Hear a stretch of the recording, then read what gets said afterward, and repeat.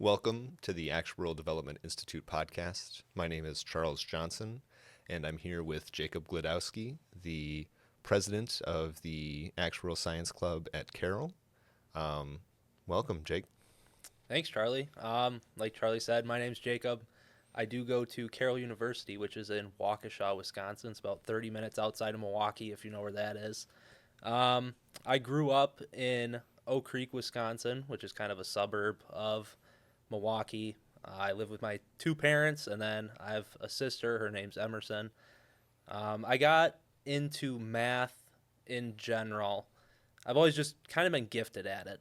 So math's I've always been. Yeah, roll back. So Roll the back. first time, what's like your first memories of mathematics? Like First memories? Yeah, like, do you remember like kindergarten or first grade or something doing math problems? Honestly, not really.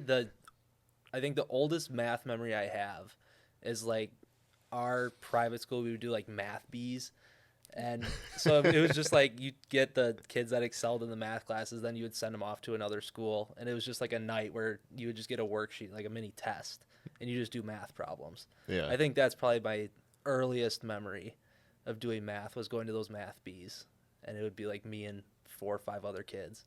You just grind through problems for hours. Yeah. And it was fun. It was a little competition. Yeah. But it was something we were good at too. Did you win? I don't think our school ever won, but we would place like podium, like top 3, but never first. There were some smart kids. Yeah. Yeah. Were you usually the best from your school? It depended on the subjects. They would switch it up. So it wouldn't be just like, here's a bunch of addition problems. Like they would have different kinds of word problems or algebra, stuff like that. And I would take lead on some of them just because I was pretty good at word problems, I'd say. And that goes into actuarial science word problems. Yeah. But like sometimes the other kids would take lead and you just kind of sit back and contribute where you can. Yeah. So I would say those are my earliest memories for sure. I have this really distinct memory of my mom used to make me do math books over the summer. Mm-hmm. She'd like reward me with like, I don't know, an ice cream, if I finished the book or something. So, Yeah. I was like 6. And I have a daughter who's 5, so I recognize how good an incentive like an ice cream day is. Yeah. Like I've seen her work on this math book for probably like 50 hours trying to get this day of ice cream that I've promised her. And then I got to grade school, and I'm pretty sure my mom did this, but she like made the teachers give me harder homework because I'd done the entire first on. grade math book before I got to first Wow. grade. So that was like my first memory is like I Mm-hmm. I remember my first grade teacher, she like gave me different homework than everyone else. And I was like excited. I was like, oh good, I hope it's hard. I hope this is more challenging. Now that you say that, I do remember doing flashcards with my dad at like the kitchen table. Yeah. Like the super basic addition. It's like, there's a giant flashcard. It's like 2 + 2 is, and then you'd say 4. And my sister has a good story with these ones too, because it was the exact same set of flashcards. And my dad was just getting ticked at her because she could not focus on math. It would be like 9 + 10, and then she would like walk around the table a couple times, go pet the dogs, and then come back and say her answer. And he's like, "Oh my goodness!" But I think those were fun. Yeah. I don't know, just those little core memories, I guess. Yeah. It's interesting like how much of it has to do with like our parents. Oh yeah. Yeah, and Yeah. it's funny. I talk to a lot of actuarial science students, and it's super common for their parents to be math teachers. It's like a prime, this is why I love math and how I got into it. I don't really have that. My mom is a sonographer. Yeah. So she like does the ultrasound imaging. And then my dad's a carpenter, so there's a little bit of math there, but not like Yeah. math teacher.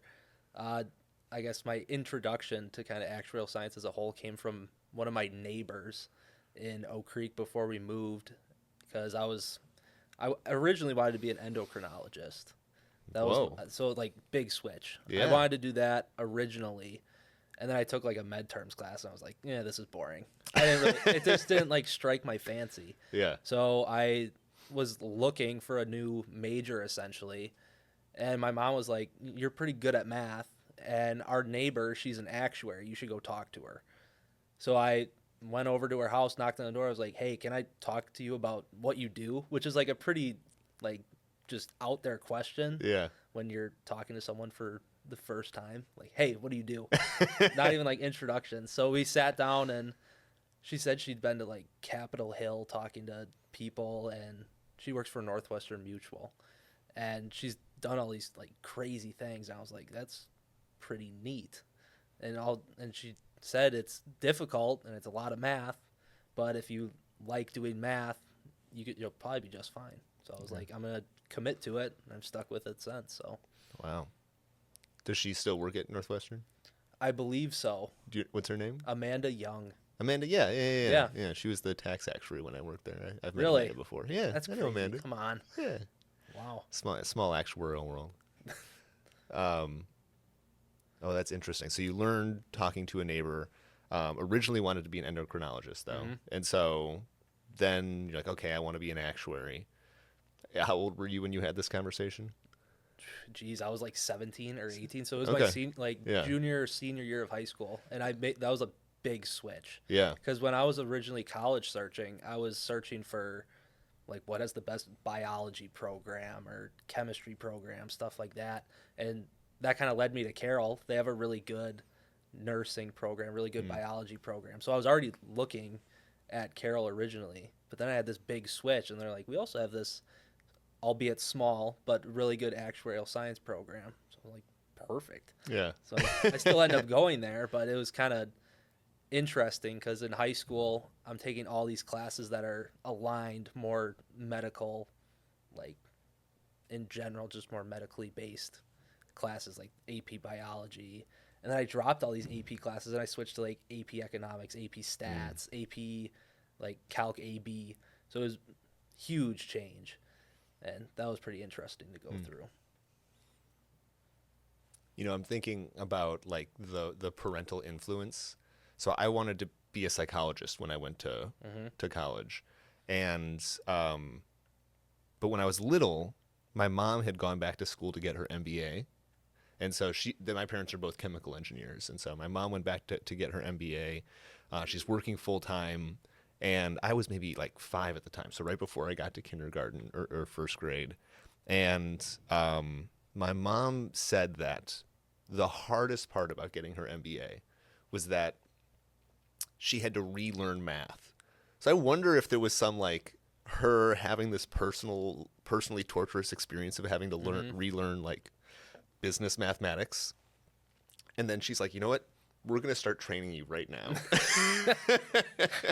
Because when I got to college, she sat me down and she's like, look, you can be a psychology, I got like a 5 on the AP math test or the AP stats or whatever.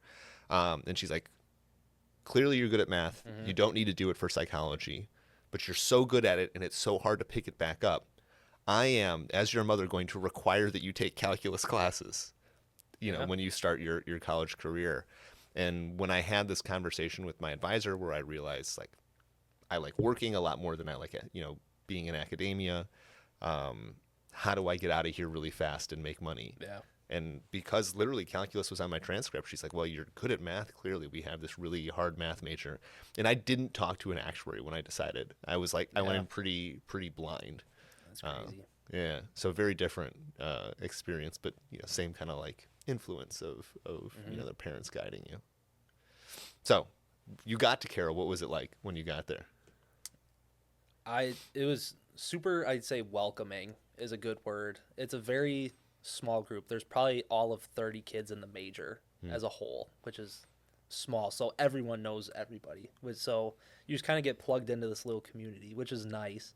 But then your professors too, since the group is so small, your professors are always there for you.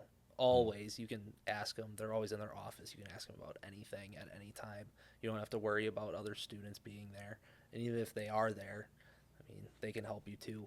So it's like a very tight-knit community, I'd say. And the actuarial field, I'd say, is so daunting when you first start. Like, you have all you know is I got all these exams to take, internships, learning even outside of college. Like, you have to continuously learn.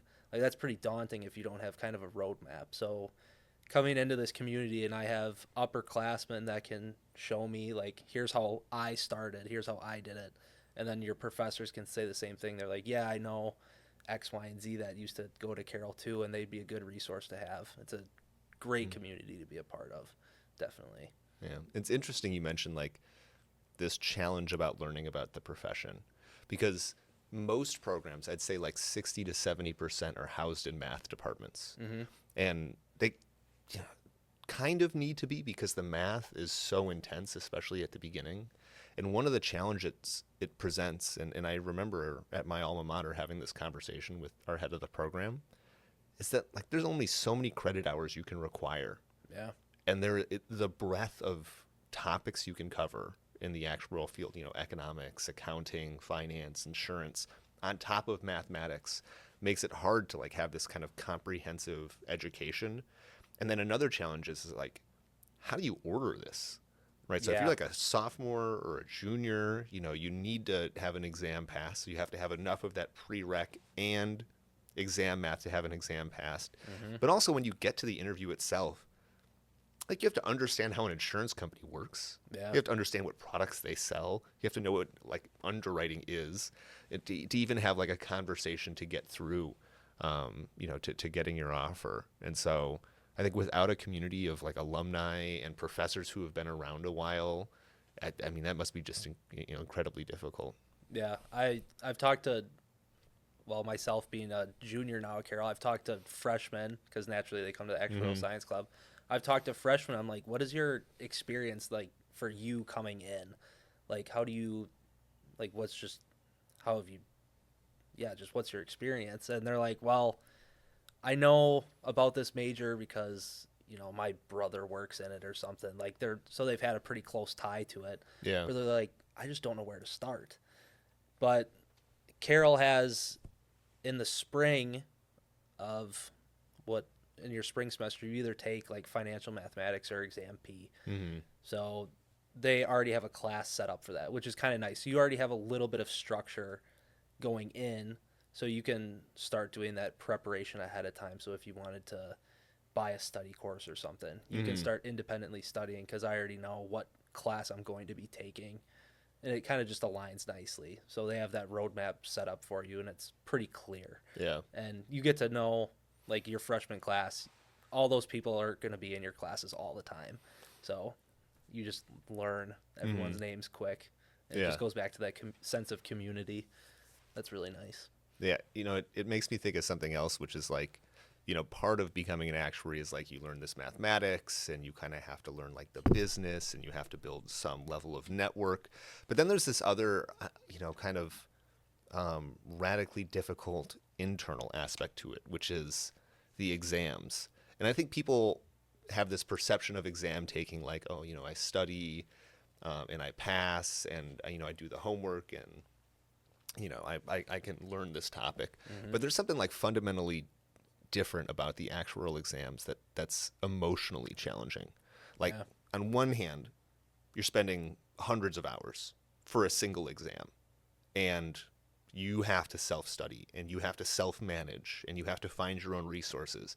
And then on the other side, it's like the pass rates are still 50%. Yeah. Right? So you could do those hundreds of hours and you still might fail. And you have to do this for 8, 9, 10 exams.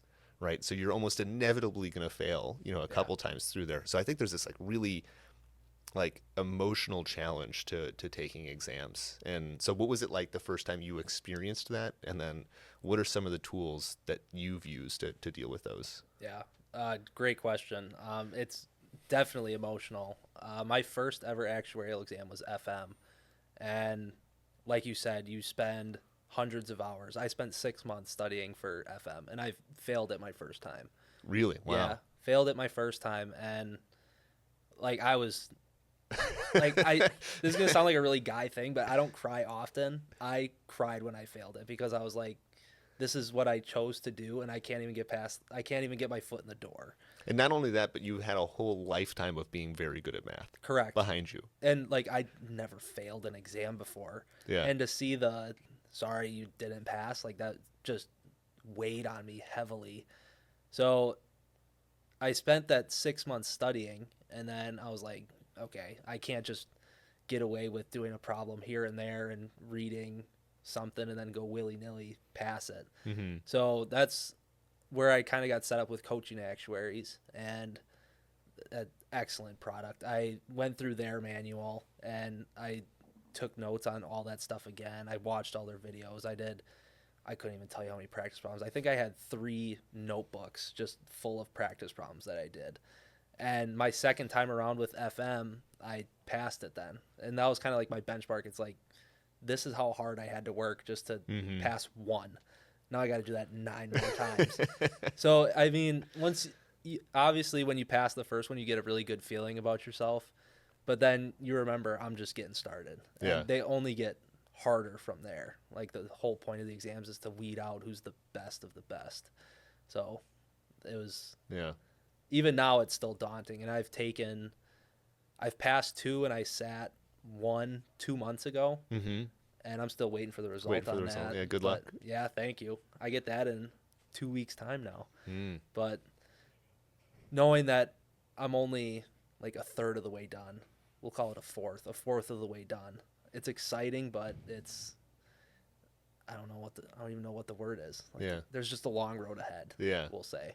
How do you when you failed that, and you do, like, it's studying's very persistent. Right, it's not something where I put in a lot of effort one day. It's something where you need to continuously put in effort every day. You really build these habits. So you're building these habits, and you failed. Like, what tools did you have to emotionally kind of help you? I think it was just nice to have family around me. So it was nice to step away from it for a week or 2, because even though you failed, that's not necessarily like the end of the world. Like, you still got to give yourself credit. I put in time studying for this. I attempted to make a schedule to study, and it just didn't work. And sometimes that's all it comes down to. It just wasn't meant to be at that time. So it was nice having a community around me that could kind of like pick me back up. And then I've always kind of been internally motivated. Like, that was a big driving force. It was like, I'm not failing another one from this point on. Like, so the second time around, I would say I was a lot more consistent studying. Like, it was over the summer, so I had time on my hands. I would put in like 2 hours a day studying, and I would like hold myself to that. I would have someone take my phone away, like just get rid of distractions and really just focus on what I'm doing. And then, when I'm taking practice exams per se, put myself in the most realistic conditions possible. So I would wear headphones, but I wouldn't play music, just because when you actually take the exam, they give you headphones to block out noise. So I was like, I'm going to use that. I'm going to use wood pencils, because I remember they gave me wood pencils when I was at the testing center. So just changing things up in a way that I was more comfortable with being uncomfortable. Yeah. And I think that really helped me. It's funny, as you were saying that, I had this memory like that got kicked back where in the last week before I sat for the exam, on purpose, I would take practice exams every day, but I would do it in a location that I had never taken it before. So like I had like a spot in the library or something, where every day, this is my spot. But then that week before, I was like, well, I'm going to go to the dorm basement and take one there, or just try to like shock my system of like, okay, in these different environments, in these different stimuluses, can I still recall and kind of get comfortable with that? I would say another thing that I know a lot about you is you love to lift, right? So like exercising is probably a good parallel to the exams, in that like you're trying to be consistent every day. Often you try things and you fail, like going for something new, going for a goal that you have, and then being willing to like, okay, well, this is just part of the process. So kind of walk me through maybe how you got into lifting and how it's helped you in the exam process. Yeah, I got into lifting. I've been lifting for almost a decade now, and my dad introduced me to it. My dad was always a pretty big guy, and I had been fresh off of like a broken leg from basketball. So my one leg was super weak, and every time I ran, like my legs would buckle because they were just so weak. So my dad's like, you got to do some strength training. Like, we got to build you up a little bit. So he kind of showed me the basics of lifting, some basic exercises, and I just kind of took love to it right away. I couldn't even explain why I really love it or why I even took to it, but I just did, and over time I've done like research and what are the best lifts, what are the best ways to do them, and just all this like stuff about lifting. And I think the biggest thing it's taught me is delayed gratification, because you go to the gym every day, but you don't see a result every single day. Like you don't get 6-pack abs just by going to the gym and doing 200 sit-ups right away. Like that takes months to develop, and that's even habits outside of the gym that we can get into. But that just takes months to get to, and it's even like I hit a new bench PR the other day of 315. I've been working on that for like years almost. Yeah. And I remember times where I would struggle benching like 185 pounds, but now I'm in the 300s. Like it's crazy, and I'm still so young, and like there's nothing but progress to still be made, which makes it even more exciting. So I think that's how lifting is kind of affected. That's so interesting. So on one hand, like lifting, especially just being in the gym in general is such this like ritualistic activity that I find it mentally and emotionally a way to regroup and rebalance and refocus. When I have the most difficult things, most challenging emotional situations, the gym is such a safe place for me to work through and process them. But you mentioned something that I think is also really interesting, which is how much being good at exercise and self-maintenance has to do with activities outside the gym, right? And this like, okay, if I really want to make progress at this thing I'm putting effort in, there's a lot of other things in my life I'm going to have to manage. Yeah, it's more than one variable. Yeah. So, maybe walk me through like this progression of like, okay, I'm lifting. And like you said, you've learned, you've grown, right? Walk me through some of the things that like, oh, I remember learning this and how impactful it was. And then maybe those kind of steps that have gotten to where you are now. Yeah. Wow. So going in tandem with going to the gym, you gotta eat well. Like your body's a temple, you gotta fuel it. Like your body, you only get one body. You might as well treat it right. So I try to minimize, eating fast food as much as possible. Just the things that I know aren't good for me, I'm gonna try to limit that. And my mom brings me out meal prep to school every week. And that's been huge because, sometimes the school food isn't the best for you. You probably shouldn't be eating that. So it's nice to have a fallback. Like, hey, I got rice, chicken, and carrots sitting in the dorm room for me. I can go eat that. So, like, eating. And that even goes into, like, studying. You got to fuel your body right because if you're hungry, like, that's what your mind's going to be on. I'm going to think about eating instead of studying. And that just throws off your focus. So instead of having 2 good hours of studying, I had 2 good hours of thinking about eating, So eating has been a huge one. And then I'd say there's so many resources out there. Like, just watch YouTube videos on lifting. Like, you can find some kind of fitness influencer that you like, and you can just listen to what they say about how they lift, like what their own mentality is for lifting, and then they'll be like, well, I got this idea from this guy, so you're like, oh, I'm gonna go check out this guy, see what he has to say, and then he says the same thing, so you kind of get into almost like a rabbit hole of learning just how do I lift, how am I maximizing the inputs to get the most output.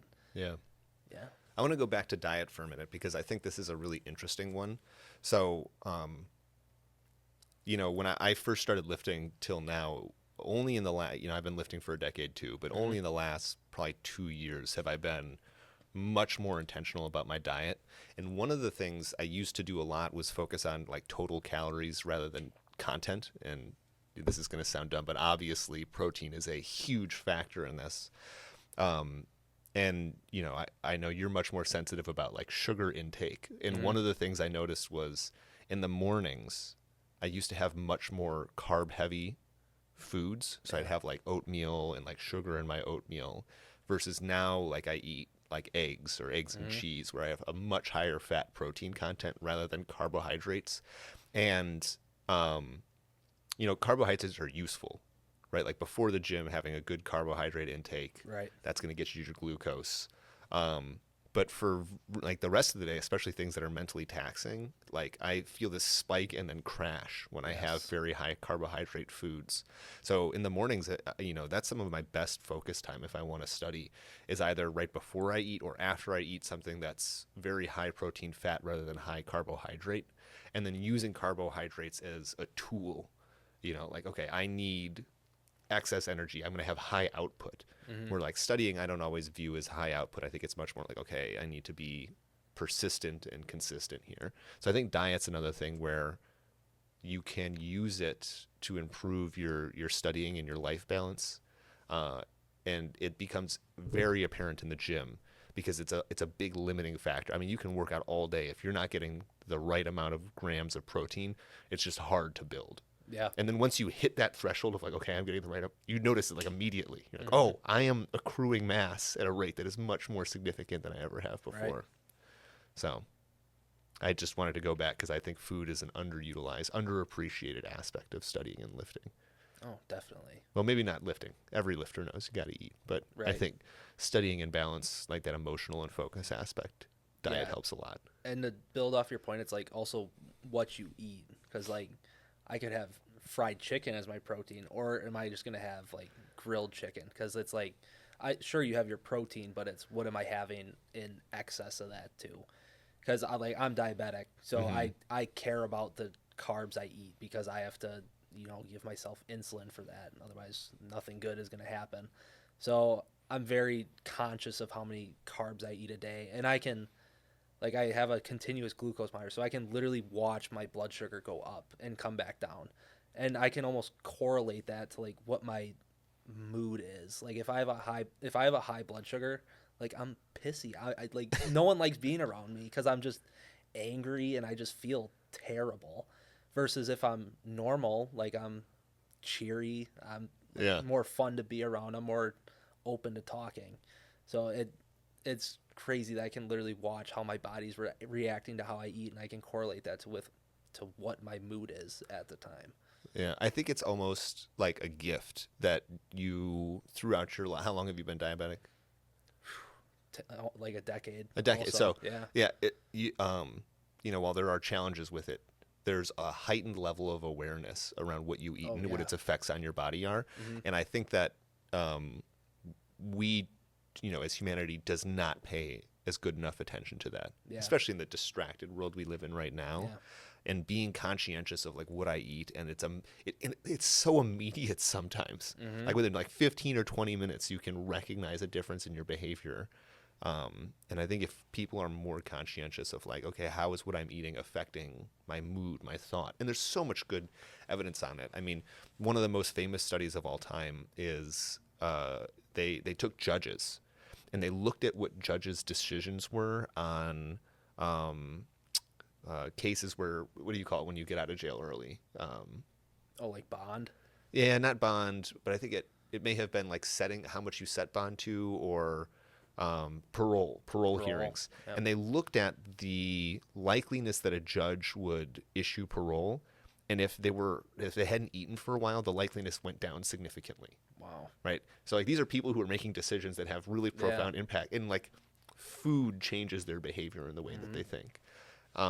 And so again, it's a tool. You have to understand how it affects you and make sure you're using it to achieve the things you want to achieve in life. Yeah. Agreed. Yeah. Next, okay, so you're like, okay, I got to eat right. What was that next level up of like, okay, this helped bring my lifting to and my goals to the next level. Uh, Priorities, and you got to like one thing that a lot of us I'd say don't prioritize is sleep. You Hmm. have to get plenty of sleep. Like if you're going at it all day, your body needs a time where it can actually like relax, and that's when you sleep. So I'm not the best at this right now, but like I get about 7 hours of sleep a night, give or Hmm. take a little bit, just because finals are coming around. I got a little more stuff to work on, so I'm sacrificing a little bit. But in general, I aim for that like 8 to 9 hours of sleep a night, and just letting my body relax a little bit. Put my phone down an hour early so I I'm not like, I don't need this stimulation all the time. Just let myself decompress. And then off of sleep, like, I don't like drink or smoke either, because like, one, being diabetic's already bad enough, but to challenge my organs that are now picking up the slack of my one organ that doesn't want to work, like, that's just a recipe for disaster. But I think that also helps me with like my recovery from the gym, because if I'm, I'm going out on Friday night and I'm partying with my friends and I'm drinking, I'm poisoning my body. Like, people don't want to admit it, but that's what alcohol It's literally is. what it is. It is yeah. a poison. Yeah. Like, if you took away the social like stigma of it, and you're like, here's this drink, you're gonna feel a little bad after you have it. You're gonna probably throw up if you have too much of it. No one would drink it. Yeah. No one would have it. So I mean, cutting that stuff out has been, well, not even cutting out. I never even started. Yeah. And so just kind of staying away from that has been huge. And then also who you hang out around too, who you spend time with is another huge factor. Because if I like to hang around people that have a similar mindset to me. I want to hang around people that are where I want to be.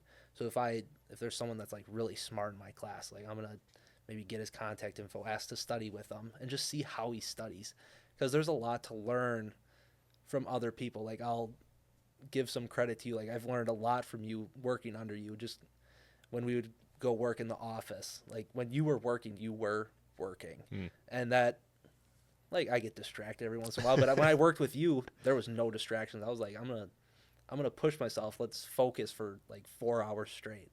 And then when he goes and gets some lunch, I'll eat some lunch too. But when you were like working hard, I'm like, I'm gonna rival that essentially. I'm gonna try to be at that level, because you were in a spot that I want to be in eventually. Mm-hmm. So just kind of working up to the standards that I think you've set for yourself, and you can apply that to other people as well. Yeah, who you surround yourself with is an absolute game changer.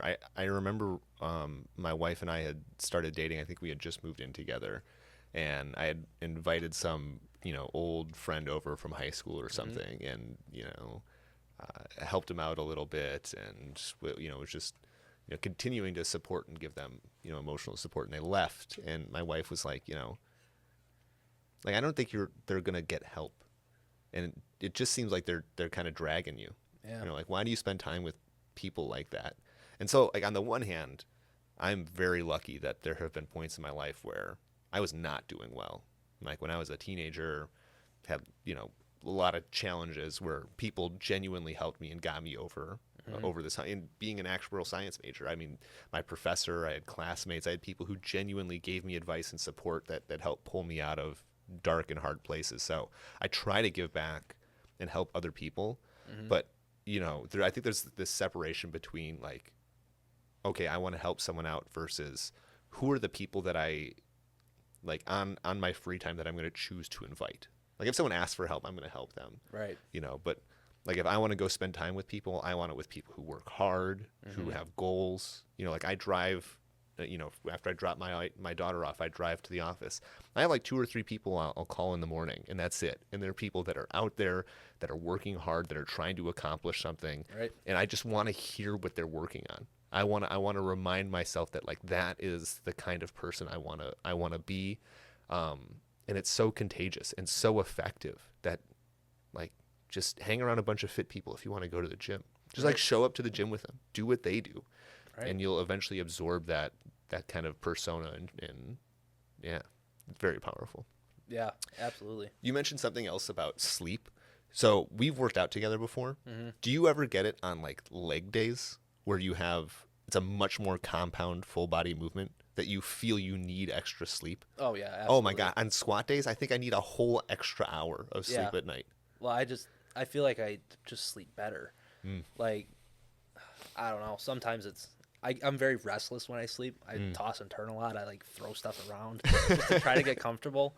But after like a good squat day, and then I work out at 6 o'clock in the morning. Then I go to school for a day. I do all my homework. I study for my exams. Like, I'm beat. Like, I can tell I'm, one, physically beat because I'm struggling to go up and down the stairs. But then 2, I'm just like mentally out of it too. And the second I hit that pillow, it's out cold. Yeah. Yeah. And I'll like I still have to set an alarm, but I'm out from the second my head hits the pillow to the second that alarm goes off. And Yeah. I don't move at all. It's crazy. Yeah. Have you seen the influencers like with the morning routine where they have like their That's nose tape ridiculous. and the mouth They stuff? don't actually do that. Bro, I'm not kidding you. So I read the book Breathe, Hmm. which is why they do a lot of this stuff, and it's all about how we're genuinely not very good at breathing and the implications of it. Hmm. And actually, weirdly, a lot of it has to do with chewing. Like we don't chew hard food. Like everything we have is like highly processed and soft. So Yeah. just think like bread, yogurt, just like everything. You don't really have to chew it. And that's historically not true. That happened maybe like 200 or 300 years ago that we started having these highly processed foods. And you know, before we're eating like tree bark and stuff, right? So you have to like chew a lot. But one of the things they talk about in the book is just like how ridiculously important nose breathing is and all of the downsides of it. And so my wife and my daughter were both just ragging on me the other day for snoring so much and how obnoxious it is that it, you know, wakes them up. And so just for the last couple days, I've started mouth taping at night. You don't snore with your mouth closed. Yeah, you can't. Yeah. You And so cannot get air in your in the mouth. last couple days, I was like, wow, the quality of my sleep is better. Yeah. Yeah. I mean, that's different than the morning routine. My thing, wife you know? also loves that I don't talk. You know, I put the mouth tape on and she's just like, This is great. this is great.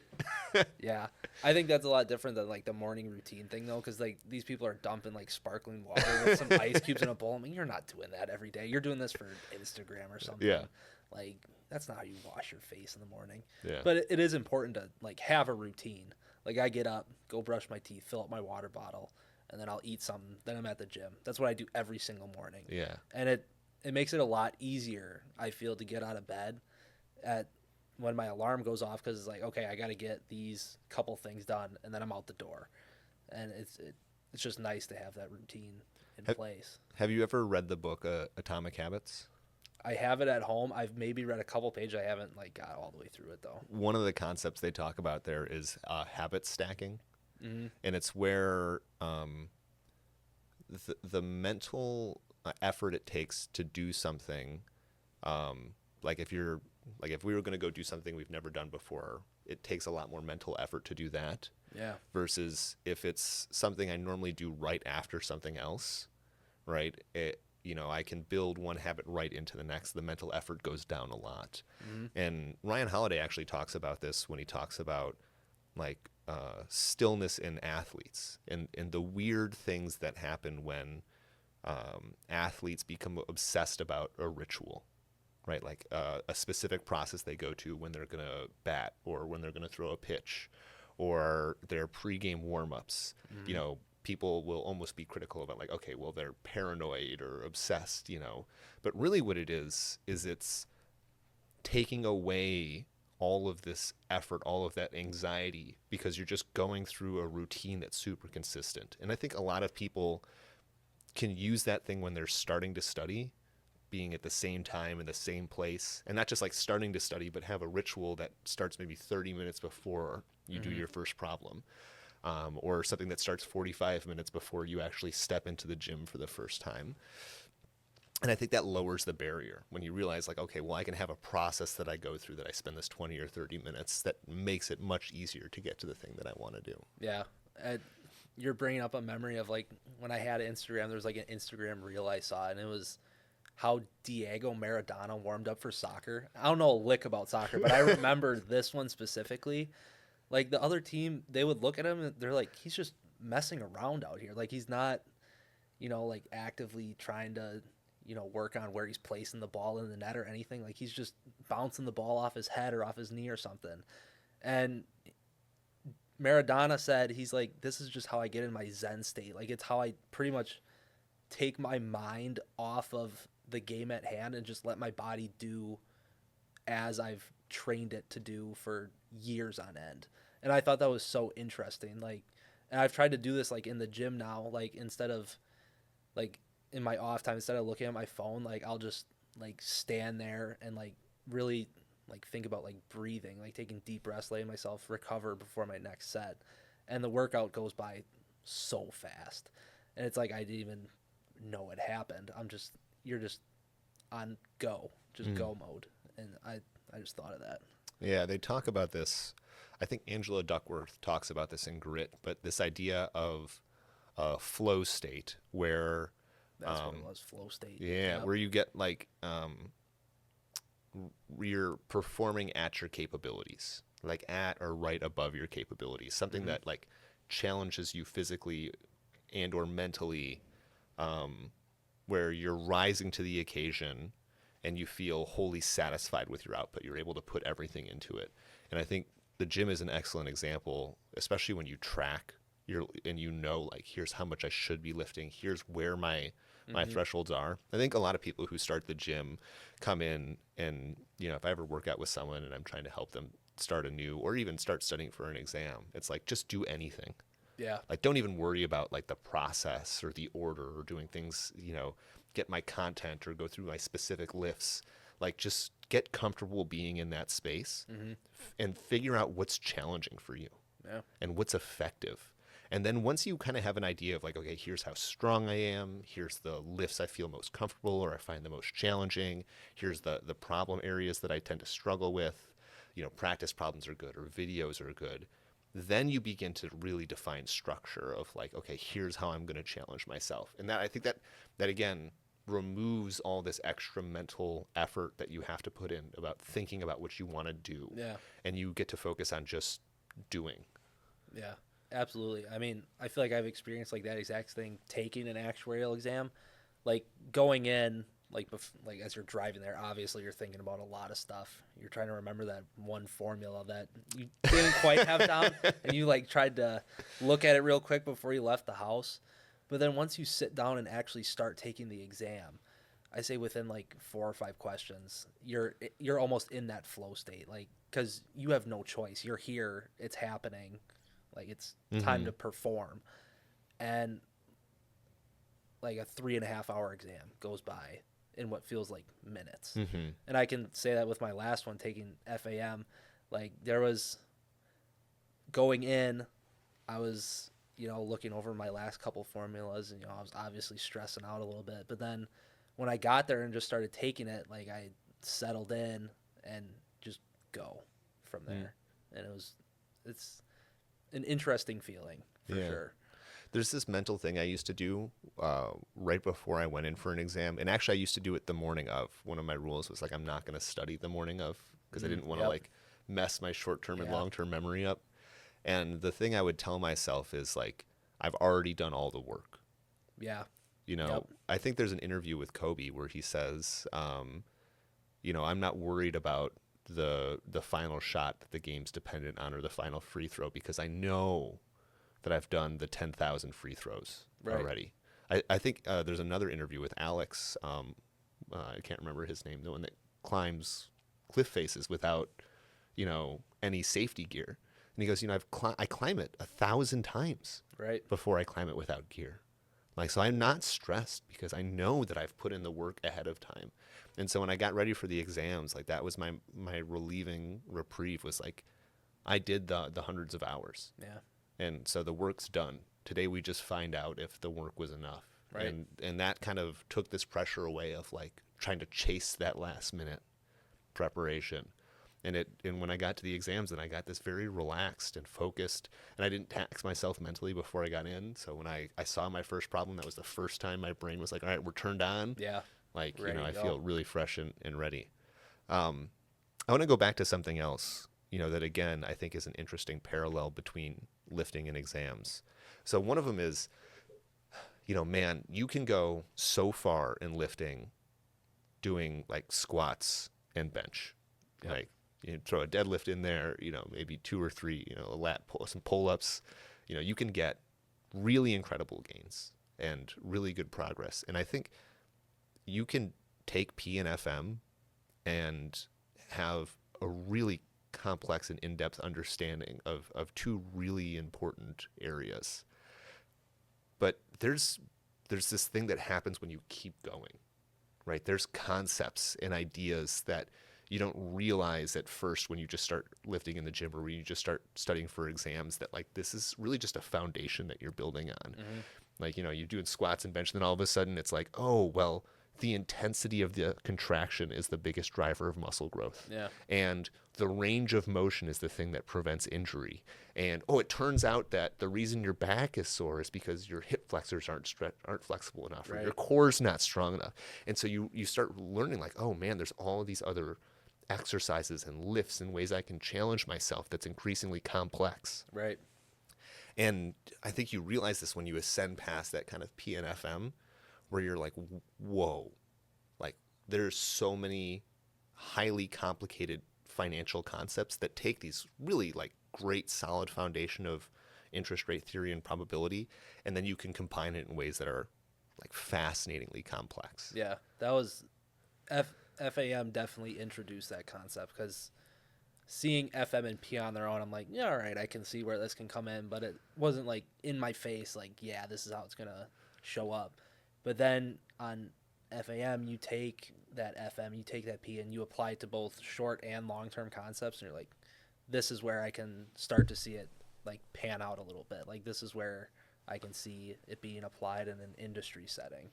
And I think that was helpful for me, because going through P and FM, I'm like, all right, I'm doing this, but where am I going to apply this? Yeah. Like, I learned about You're not going to get to your first day of your internship and they're like, there are 3 green balls in this urn. Right. And, what's the probability that I draw a red ball, from, that's obviously not what you're going to do. Or like, someone's going to give us $10 for the next 5 years. How much is that worth now? Yeah. Right. Yeah. Just little ideas like that. And then, because I think that's another thing that is kind of strenuous about actuarial science, like the major as a whole, is, yeah, I'm doing all this studying, but when does it actually like become something like, I don't know, like I'm doing something important with it? And I think when you start getting into those higher level exams, you start making those connections, and maybe when you get an internship or 2 under your belt, that's when you really start finding how all that time you've put in is actually useful. Yeah. Like, I probably forgot a couple things from P, but you can probably pick it up a lot quicker now. So I think that's important as well. It's interesting because actuarial science is very much seen as this 4-year degree, where I think when you think about it on a professional standard, it's not too dissimilar from maybe like an attorney or a doctor, in that like you go through a lot of education and there's not a lot of people with those expertise. Right. Like there's 50, 60,000 actuaries. And so we continue to learn after that 4-year degree, and the depth that we learn is pretty significant after that. And so I want to go back to FAM for a minute, this short-term, long-term, and talk about a couple concepts on there, because I think they're really interesting. So we mentioned something before this podcast, arbitrage, and you said that's on the FAM exam. Yeah, it's briefly mentioned in like the stock options section. I just remember the term arbitrage opportunity being on there. Yeah, arbitrage is really interesting. I think it's a great application of this idea of risk and returns. And I really like it because it's kind of anti-economic. It's not Keynesian, where we think of the economic market as this perfectly rational place where everything is priced properly. Arbitrage is kind of this idea that there aren't things priced properly. And so take a step back. What is arbitrage? I'll give you just the most simple example. So you go to a sports game, all right, and there's 2 guys taking bets on the corner, right? So one guy thinks team A is definitely going to win. So if you want to bet on team B, he'll give you, 2-to-1 odds. So if you bet $100, you'll win 300. And you walk around to the other guy, well, he thinks the other team is definitely going to win. So if you want to bet on team A, he'll give you 2-to-1 odds. You win $300 if you bet 100. So the arbitrage is, I take $100 and I bet 100 with each person, so that no matter what happens, so I bet $200, I'm going to win 300. I make $100 automatically. And so true arbitrage is risk-free returns. And it actually does propagate in the real world. And it propagates in financial markets. We just don't see it. So the most prolific investment fund of all time is a fund called the Medallion Fund. It was founded by a guy named Jim Simmons. He just died recently, actually. And no one's allowed to invest in it. except for the employees because the returns are so good, but the size of the market is finite. And one of the things they did really effectively is arbitrage trading. So it's this idea that just like, there's two bets here where if I take, one position in both sides of those bets, I guarantee a payoff. They look at different trading markets. So different call options or put options, a call option, the right to buy a stock, a put option, the right to sell a stock. They have these formulas that show, if we combine these set of options, we're guaranteed a specific payoff.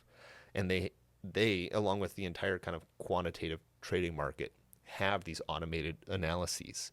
So that arbitrage from public markets tends to be gone. It doesn't even exist anymore because there's so many firms. Actually, there's a great movie where they have this idea that, the West Coast, the Los Angeles public market and the New York public market, there's automated trading that executes arbitrage on them. So their idea is we're going to drill a direct line, a straight line across the United States from New York to Los Angeles. And because it's straight and not like, bendy and stuff, it's going to transmit information 0.01% or 0.01 seconds faster than everyone else. And sure enough, they dig this tunnel. It's 0.01 seconds faster. They see the arbitrage trades before everyone else, and they instantly become, multimillionaires and make tons and tons of money. So this idea of arbitrage is really interesting because it's a way of how do I get returns with risk without taking any risk. And it's really hard to do because everyone wants to do it. Right. I feel like a lot of people would just like jump on that, and that's why it only lasts for even if it pops up, it will only last for I don't even know, very short amount of time. Yeah. And so then you have this like gradient of ways of generating returns by minimizing or taking no risk. So Robert talks about this in Rich Dad, Poor Dad, where one of the ways that he's able to generate income for himself is that he can identify a deal that's mispriced. So in public markets, everything's transparent, right? I know exactly what the price is. I know exactly what the payoff is.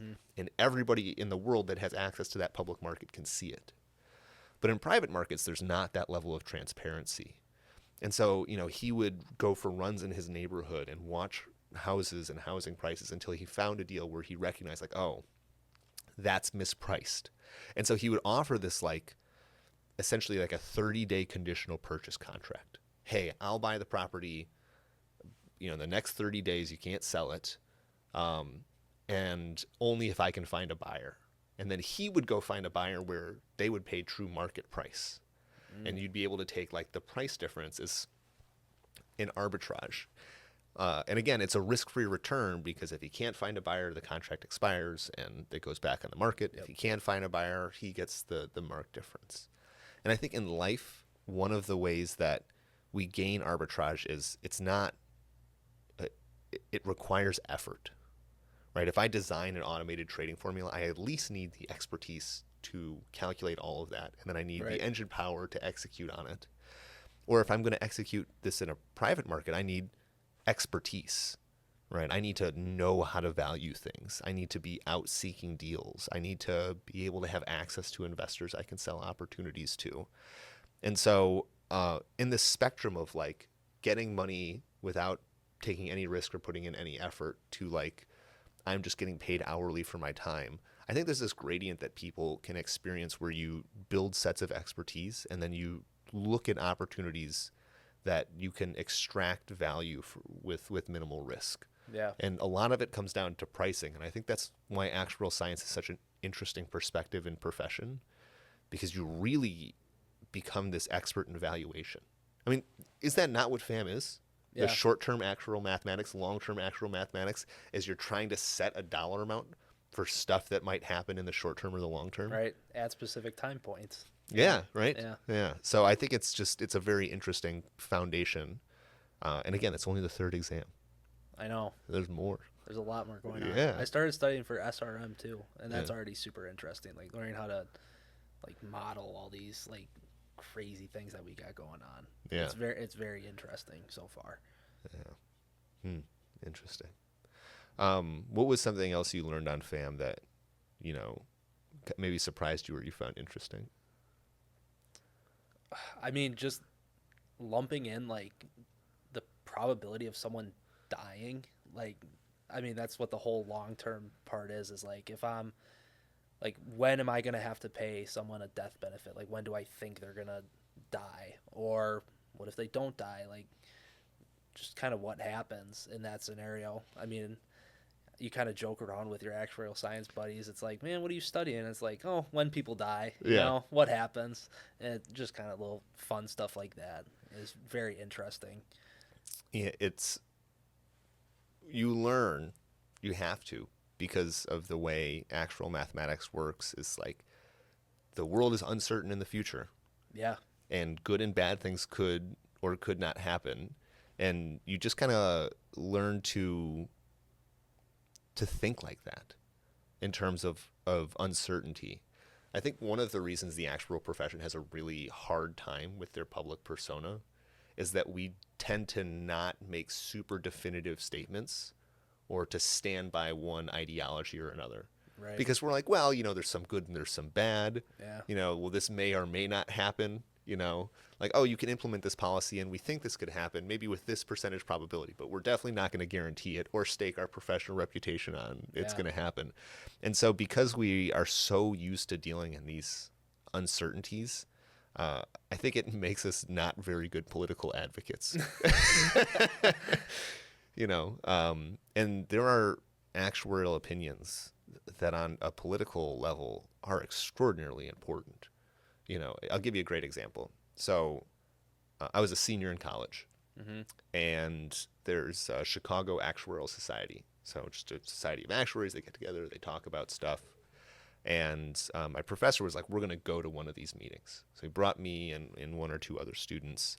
And in the state of Illinois, the pension system is the most underfunded of any state in the United States. There's like 30% funded, meaning that if you look at all of the payments that they expect to make in the future and all of the tax contributions the government, whatever tax contribution on the current tax code is, they should have 2.5 times more assets on hand already.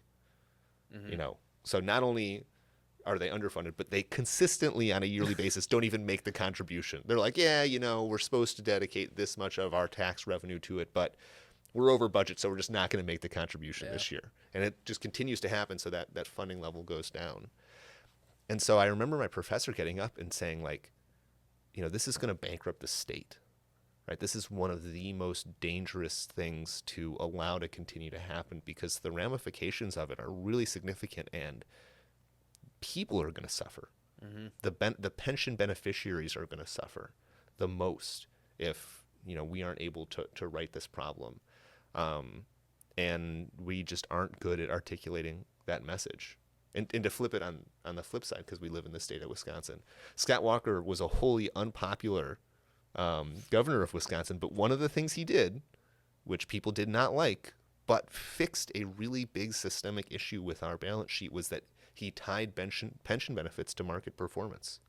So they make contributions every year, and if the market does well, that can improve pension benefits, and if it doesn't do well, it will reduce pension benefits. So it takes away this kind of guarantee and allows it to float with what you're actually invested in, where most pension plans are, hey, here's a guarantee, and we may or may not fund assets for it.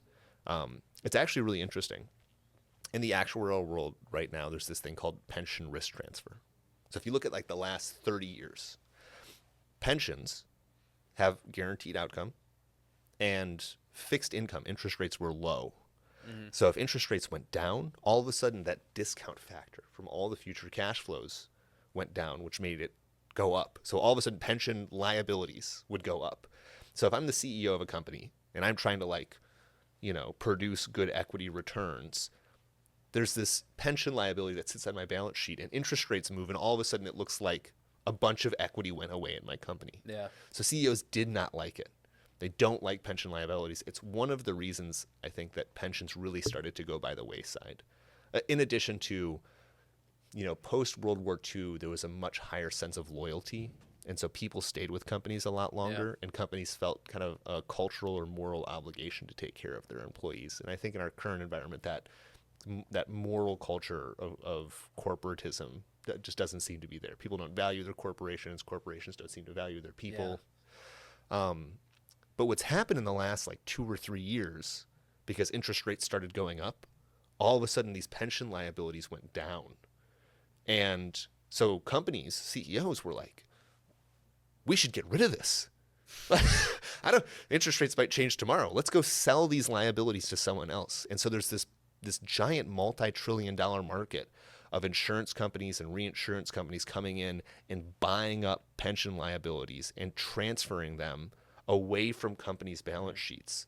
And it's actually been a huge market for the actuarial world because these are prime actuarial valuations that need to take place. And it's a lot of transfers that are going on, both really tiny and very large.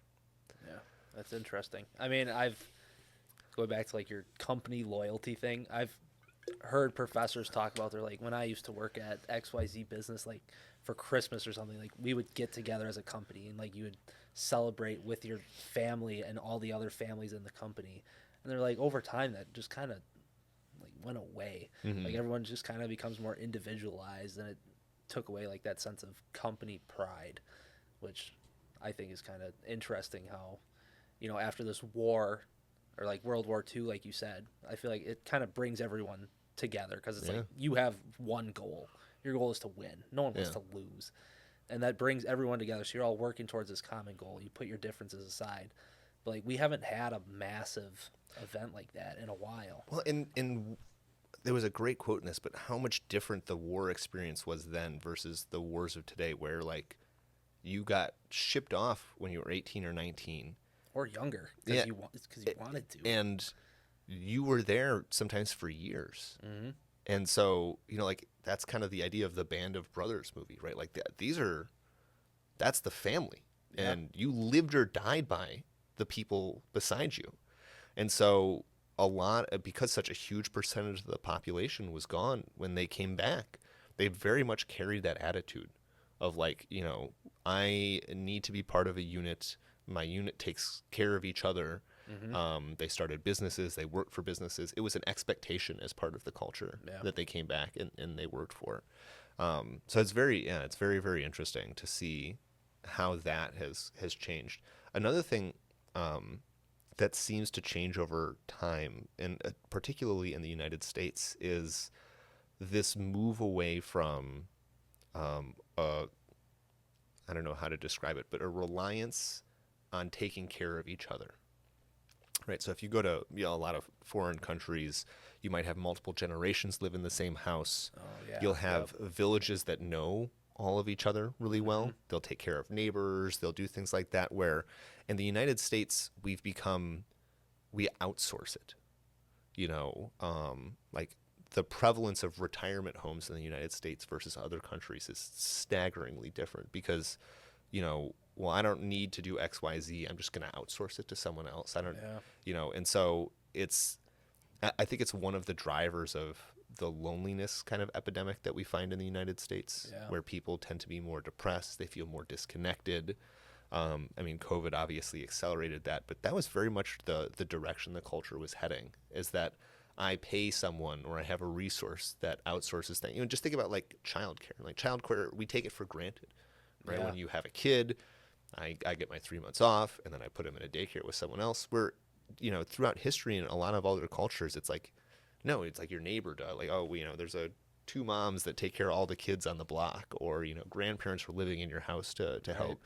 And so, it's just been very interesting to see this. I mean, I haven't watched it, but it's definitely happened, this individualization. And I think it goes back to something you talked about with Carol, about how impactful it was for you to immediately be part of this small community. Yeah. To go through this kind of difficult, challenging thing of what is actuarial science and how do I get through it. And to have a group of people that, like, just think about how weird it is when you pass your first exam. No one gets it. Yeah, because that is an interesting thought, because like well, my mom and dad, they like witnessed it firsthand because Yeah. they saw how devastated I was after the like I Yeah. failed that one. But like the people that didn't know I failed that first one, because like exam P, I passed that with flying colors, and Yeah. like people, like the ones people around me that saw that and saw me pass it, they're like, "Congrats!" Like it Yeah. was just like a high five or something. I Yeah. was like, "No, this is a big deal. Like Yeah. I'm really excited for this." I just don't think they like grasp how big of an exam it is, because I think they more so think of it as like it's just another college exam. Like Yeah. you got another one coming up in 3 weeks. Like, Yeah. If you were to yeah. describe it too, like, oh, well, what kind of exam is it? Well, it's math. It's hard to describe. Yeah. It's 30 problems. I Yeah. have 3 hours to do them, and they're multiple choice. Yeah. Like, it does not sound like a hard math Correct. test. Yeah.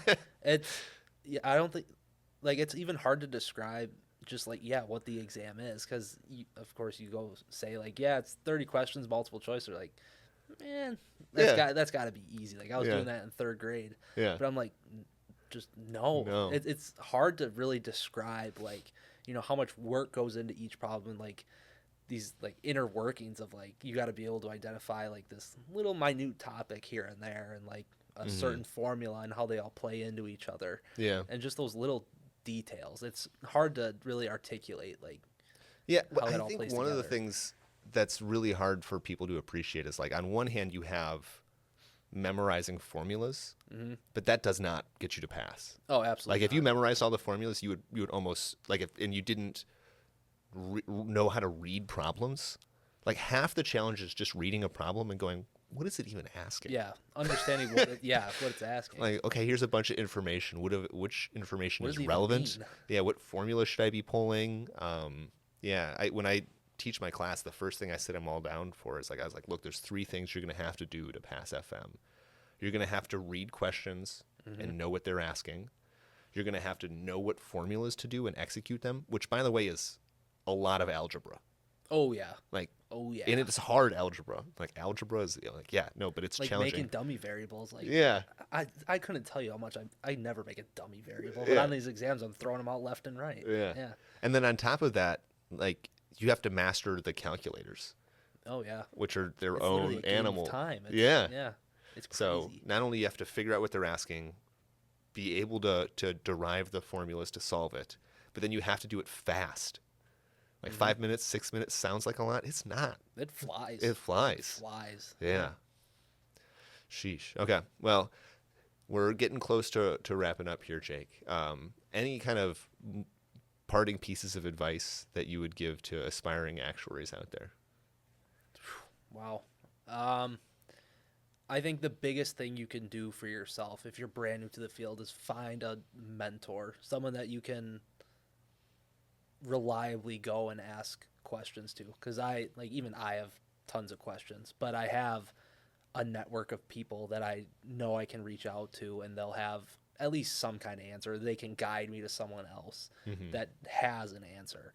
And I think that's huge, just to have your questions answered, because it gives you some peace of mind every once in a while. Like if, I don't know, it's fun to ask what if questions. Because I remember one of my first couple months working for you, I was like, man, what if I start a new business? I'm starting a new real estate business. Like, what kind of properties do I want to buy? Just because you like went through the same thing. Like, you have experience. You did this. I was like, do I want something that is going to grow in equity a lot, or do I want something that's just going to like give me a ton of cash right away? Yeah. And you're like, well, you need this little balance. But just the fact that you were able to like answer that question, I was like, oh, that's pretty neat. I wouldn't have known that otherwise. Yeah. It's just get a mentor, someone that you can look up to. Yeah. And I think you also have to realize like what you're signing up for.